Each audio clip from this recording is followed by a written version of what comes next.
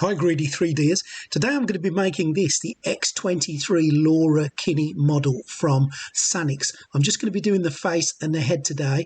This is the end result. Now I'm going to show you how I got to this point. I hope you enjoy the making process. Please, if you can, just subscribe to the channel, click your like buttons, share it with your friends. Anything you do like that really helps the video. There is an Amazon affiliate link to buy all the paints and the accessories that I've used today. So if you do that and you buy something through there, a little bit goes back to the channel and helps me carry on making things like this. Hope you enjoy the rest of the process.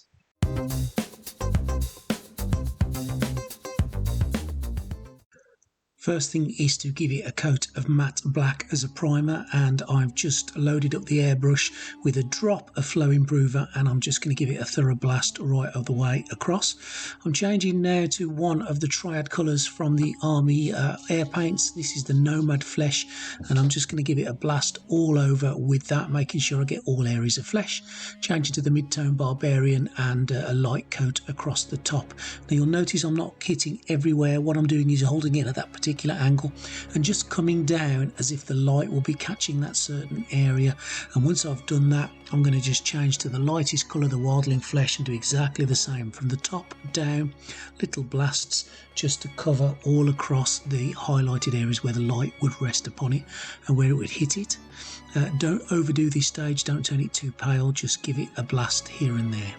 Final skin shade now, an alien purple, well watered down to just a wash, and I'm just going to lather it all across the face. Really light coat, I don't want to turn it purple, I just want to give it a little bit of a purple hue. And once I've done that, I'm going to call the skin on here complete. So I'm changing now to a little bit of a rawhide brown. Now this is going to form the base layer for the hair. Try not to get it all over your hard worked on flesh, and I'll show you what I'm going to do later on with the hair, but I'm going to give it a lovely brown base layer to start with. Moving to the wet palette now and using some more of the matte black, I'm just going to take the eyes and give the centre parts of the eyes, the parts that would normally be white, a layer of black. Now I'm sure if you've seen me work on models before, you know this is the way I do eyes, and the reason I do this, if you're not already aware, will become apparent soon. Now keep the shape of the inner part of the eye and just paint that black on there, and once you've got the black on there, take your pure matte white and just paint with a really fine brush just inside the black, and this will give some eyeliner effects and give the eye some depth. Not everybody does eyes like this, but I've found since I've started doing them that I really find that they get a real reality look to them, and that outer layer of black really just adds, especially to female characters. Now here we go, it's all done, and you can see what I mean with the eyes. Looks really good, doesn't it? Right, next thing for the pupils, and again a really fine brush and that black paint, and just dollop it in there. That's your first thing. As usual, make sure she's looking in the direction that you want her to look, not Google-eyed. And there we go, I'm quite happy with that. Now at this scale that doesn't look bad at all, but we're going to just add some colour to her irises and give her a little bit of that blue. So that fine brush again, loaded with a dollop of paint and splodge into the one eye, and then repeat it into the next eye. Now try not to overdo this, try not to get the blue everywhere, just keep it within the black centre of the eye, so you've got an outer layer of black, and that will look more realistic. And there we go, I'm really pleased with that so far. Next onto the demonic yellow for her hat, her helmet, and this stuff goes on really thinly. Yellow is inherently difficult to paint.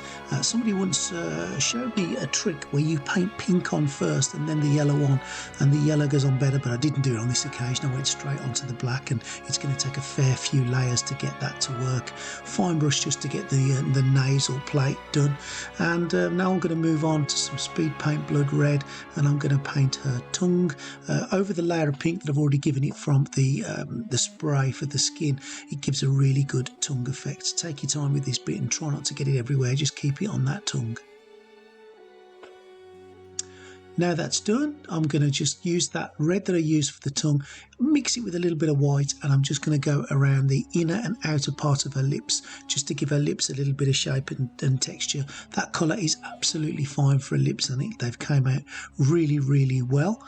And once I've done that, move into some bleached bone, and I'm just going to colour in her teeth. Teeth aren't white normally, they're a little bit off white, so just use the bleach bone and gently just touch the teeth individually to try and give that little bit of black in between them. The bottom set, they just look like one long line, so I've gone down across it and then I've just touched up here and there on that, and there we go, the teeth looking pretty good in comparison to the rest of the mouth.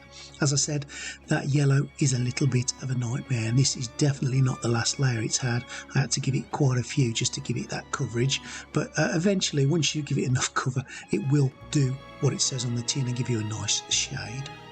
Now, the Elven Armour Blue from the Air Paints was what I decided to use for the rest of her face mask, and I absolutely love this colour. I did Wolverine in this colour earlier on, and I just find it to be absolutely really beautiful. It's translucent, it matches the colour of the comics. It's just lovely, really nice, and it's a lovely paint to paint on with. These air paints, obviously designed for an airbrush, go on really well with the brush itself, and I find it quite relaxing to paint with it.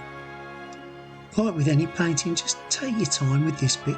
As I've said before, put some quiet music on or put something on in the background and just allow the paints to do their job and relax. Her collar is getting a layer of just the matte black, and again, be careful here, don't get it all over your skin, take your time. And once we've done that, this is the Hair Secret, the hardened leather. It's one of the speed paints from the Army Painter, and on top of the brown, this just gives a really great hair colour effect. The dark patches will all blend into the background. The lighter areas will just look a lot lighter on the outer edges, and just blather it on there. I love the way that the speed paints flow. They're really lovely. And once you've done that, just take a little bit of pink paint. It can be anything you've got, skin colour kind of tone.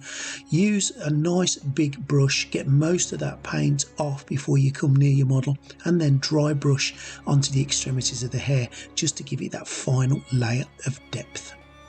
I love dry brushing. I've said this many times, it gives great effects on all areas. Okay, using some Imp Yellow, we've talked about dry brushing, and I'm going to do the same on her helmet here until you've got the whole helmet just given a little bit of a change of colour, and there she is, all finished. Well, I hope you've enjoyed how I did her face. I am going to do the rest of the body in the next video. If you've liked what you've seen today, please subscribe, click the like button, share with your friends, leave me a comment. I hope you've enjoyed it as much as I've enjoyed making it, and we'll see you on the next video for the rest of X23.